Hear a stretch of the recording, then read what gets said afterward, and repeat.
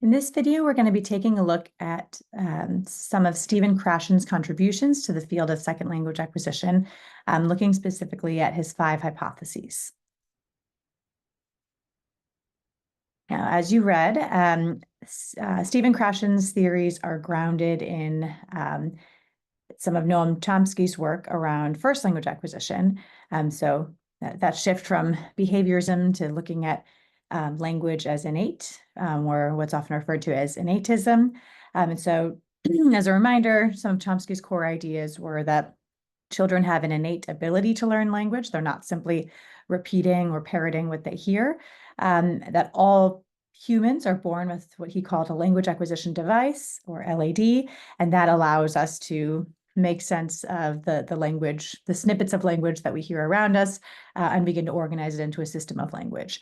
And so he referred to this ability and what all children are born with as universal grammar, or UG. So Krashen took these ideas and applied them to second language acquisition, and developed these 5 hypotheses as a way to explain that. Now I'll move my image so you can see Stephen Krashen there. And so he published these ideas with Tracy Terrell in a book called The Natural Approach.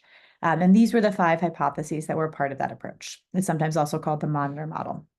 The acquisition learning hypothesis, the natural order hypothesis, the monitor hypothesis, the input hypothesis, and the effective filter hypothesis.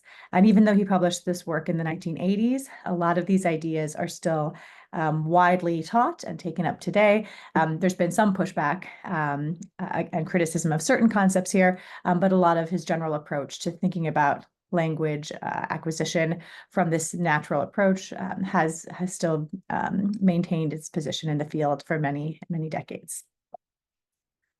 All right, so we'll start with acquisition learning versus learning. So Krashen argued that there was a difference between acquiring a language and learning a language. He argued that acquisition was the subconscious process of picking it up.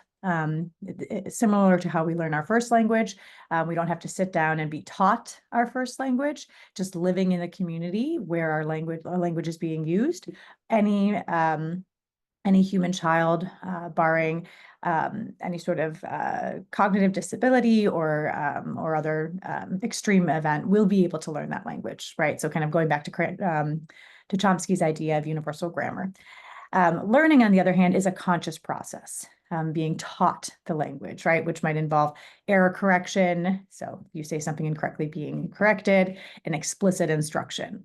And so Krashen argued that a lot of second language learning was happening, or a lot of second language teaching was happening from a learning perspective, but really needed to be happening from more of an acquisition perspective. He argued that acquisition, not learning, is actually what accounts for most of our language development when we're learning a new language. Now, it's important to recognize that today, some, and I would argue most SLA scholars do see the benefit of some explicit language instruction or some of the learning side, but embedded in meaningful contexts of use, not old methods like the grammar translation method of just translating sentences, right?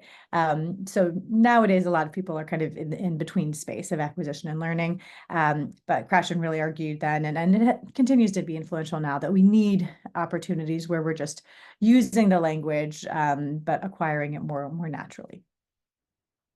All right. His second hypothesis is the natural order hypothesis. Here, Krashen argued that language acquisition occurs in a second language in an expected order. And he mapped out this order of the acquisition of different morphemes, similar to how some first language acquisition scholars map that out for first language. And what he found is that the acquisition of grammar structures follows a predictable or natural order, and that L2 learners seem to acquire the new language in the same order, regardless of their first language. And there have been some exceptions to this that have been found in the research, but in general, this is a pretty reliable sequence. And L2 learning adults and children show a similar order, which is also interesting. And so you can see here kind of this movement between learning the progressive, ing tense, I walking, and the copula be, so is there in that example, moving towards auxiliary be in articles. Many learners develop the irregular past and then the regular past after that. So they might learn a form like went first, and then learn how that, in English, past tense verbs often have ed, and switch to goad, actually applying the incorrect version of the word because now they've learned that rule before going back to using went correctly. So he found that this order is pretty reliable in terms of how second language learners acquire English. And it is interesting to see that it's maintained more or less the same kind of sequence even today. One important thing to note is that this is not a recommendation for how language should be taught, which some people did try to do with this model of Krashen's, is design a curriculum following this natural order. And Krashen himself would not advise that because, again, he thinks that language should be acquired, not explicitly learned or taught, in an explicit way.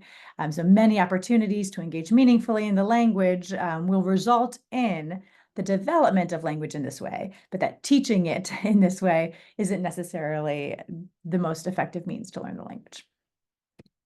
All right, the third hypothesis of Krashen's was the monitor hypothesis.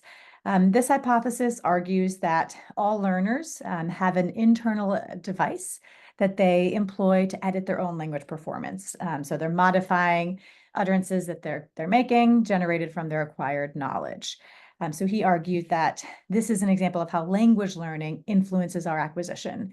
So once we've learned certain rules, as we're producing language, we begin to think about those rules before we speak or before we write.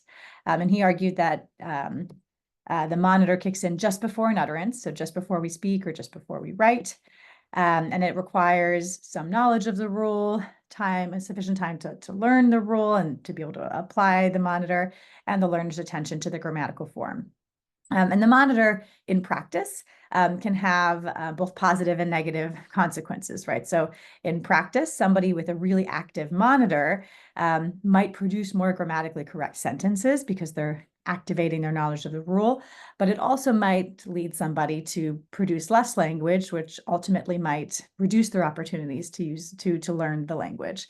I sometimes give the example of a friend that I lived abroad with when I was teaching in Chile, who had deep knowledge of the Spanish language. She had been a Spanish language teacher, but because of that, she was also very self-conscious of making sure she always used language correctly and had a very active monitor.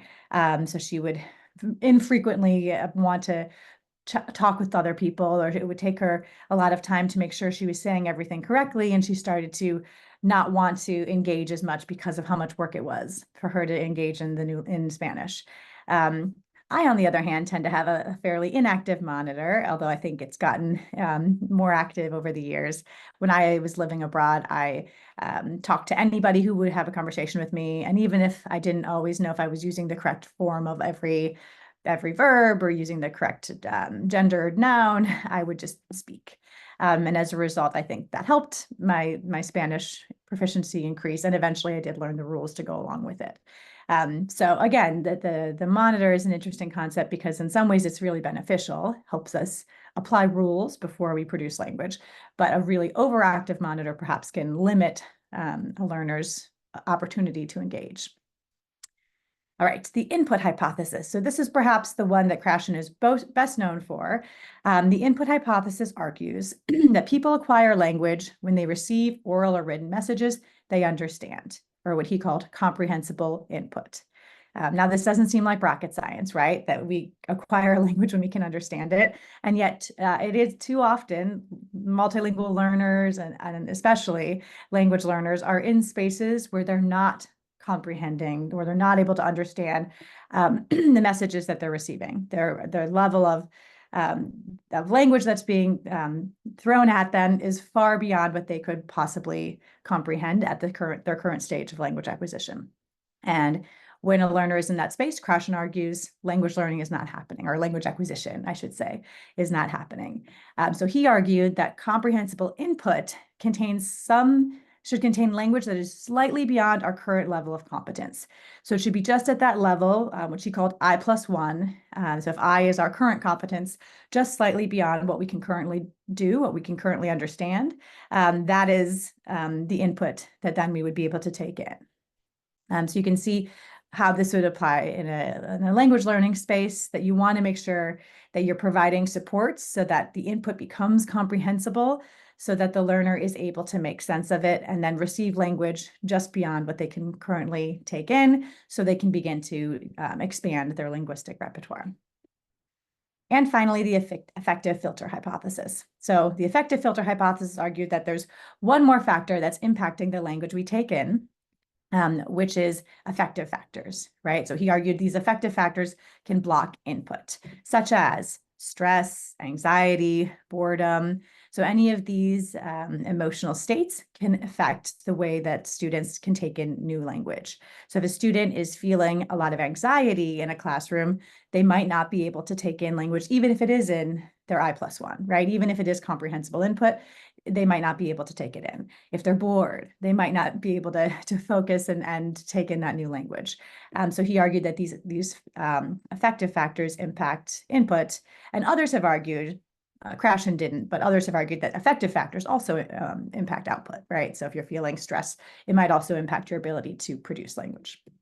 And this is the visual from Krashen that kind of shows the whole model in one slide. So you see his vision of language acquisition was you have comprehensible input. There's an effective filter that might impact if that input can actually enter your language acquisition device. So there you see him using Chomsky's term. And then we gain acquired knowledge from that input coming in, which then goes towards output, with the monitor shaping that output. So the application of different linguistic rules. So this is Krashen's vision for what second language acquisition looks like. So hopefully you feel like this helps you gain a deeper understanding of what these different hypotheses are, and some ideas for how you might think about what it means to apply these in a classroom context.